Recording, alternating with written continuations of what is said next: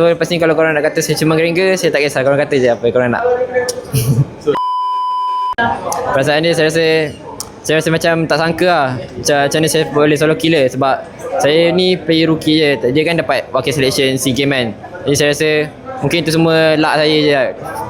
Untuk ganti player SEA Games tak kot, jauh lagi saya rasa. Sebab nak dibandingkan mekanik dia dengan mekanik saya, mekanik dia lagi padu. Sebab dia dah main MPL lagi lama kan. Dia ada banyak benda yang dia dah belajar, dia boleh main semua benda. Jadi saya kalah sayang kat situ.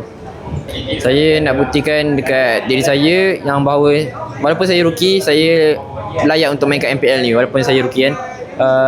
Apa yang saya nak buktikan kepada orang luar pula, saya nak buktikan bahawa apa yang diorang kata tu salah sebenarnya. Sebab saya banyak lagi hero yang saya tak keluarkan lagi. Sebab saya main hero ni pun berdasarkan coaching staff, apa yang diorang letakkan draft. Kalau hero tu sesuai, saya main je, saya tak kisah.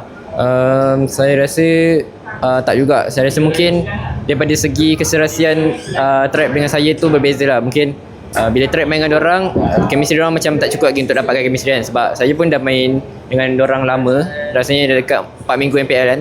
Dan trap tu baru main satu game, lagipun dia dah lama tak main. Jadi saya rasa itu bukan salah satu faktor lah kenapa kita orang kalah. Mungkin kita perlu berikan lagi trap tu masa yang cukup lagi untuk dia train. Next week lawan Homeboys. Kata-kata untuk Mel kepada Mel Kristi, good luck, have fun.